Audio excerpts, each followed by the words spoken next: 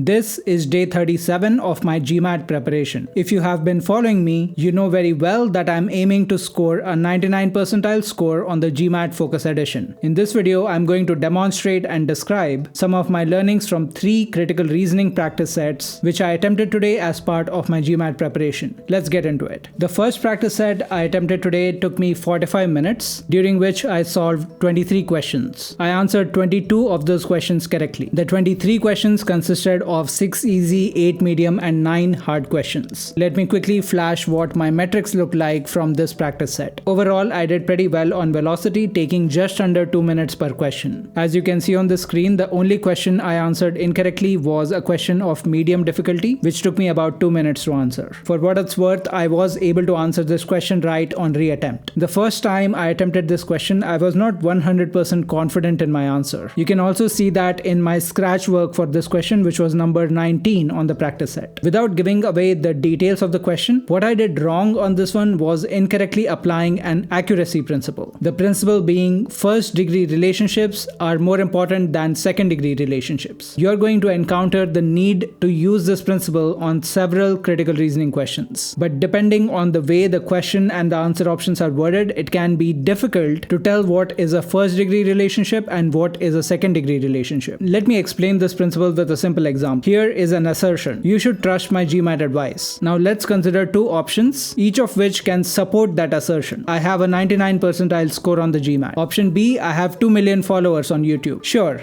both of the options can technically support the assertion that we are considering. But option A in this case has a first degree relationship with the assertion because it directly speaks to why my GMAT advice can be trusted. Option B, on the other hand, inherently makes the assumption that the fact that I have 2 million subscribers is a measure of the quality of my GMAT advice. But for all you know, all of those 2 million subscribers are interested in my channel just because they think I'm beautiful and they can't help but watch my videos day and night. Clearly, I'm not that beautiful because I don't have 2 million subscribers yet, but hey, I can flatter myself once in a while. There is one important thing I want to call out from this practice set based on my scratch work that you should be seeing on the screen right now. Every once in a while, you will come across a critical reasoning question which sounds more like a quant question. When you do, you need to be prepared to change your tactics. If you see my scratch work, you will notice that for almost all the questions, my scratch work was limited to tracking which answer options I was eliminating. But there were 2 occasions on this practice set where I actually wrote things down, and both of those occasions were related to questions which were mathematical in nature. So right around here, I was expressing something in the form of inequalities. And then down here, I was expressing something as an equation. For the critical reasoning section, we are going to slightly alter our favorite accuracy principle from the data insights and quant sections of the GMAT. Instead of write things down, the principle becomes write math down. This is because writing things down is usually only important for questions that involve mathematical elements, which can become overwhelming to track if you try to do them in your head entirely. There is a caveat I would like to call out on this topic. If you are in the very early stages of preparing for the critical reasoning question type, you should still stick to the principle of write things down. 2 big reasons for doing that. First, it will help you with better performance analysis. Second, it will help you develop a better process for attacking critical reasoning questions. Once set, you can take that process and run it in your head when it is time to transition to optimizing for velocity on the critical reasoning question type. As you know well by now, I recommend dividing your preparation for every question type on the GMAT into 2 phases. The first phase is the accuracy phase. This is where you are identifying and building a clear process for every single question type, which will help you optimize your accuracy for that particular type of question. Once your accuracy has peaked and plateaued, you then transition to the velocity phase, where you work out how you can get faster on that question type without taking a disproportionate hit on accuracy. In my case, I'm able to transition almost directly to the velocity phase for critical reasoning questions because I already have a strong process in place, which I've tested myself and with several other people in the past. Let's talk about the next practice set now. This one took me 50 minutes to solve and consisted of 20 questions in total. The 20 questions were composed of 3 easy, 8 medium and 9 hard questions. Clearly, the proportion of medium and hard questions was on the higher side on this practice set. Unfortunately, that had an adverse impact on my accuracy because I was only able to answer 17 questions right on this practice set. Let's quickly look at my performance metrics from this practice set. As you can see, there were several questions on this practice set that took me over 3 minutes to solve. Let's talk about the 3 errors I made. Question number 3 first. This was a medium difficulty question.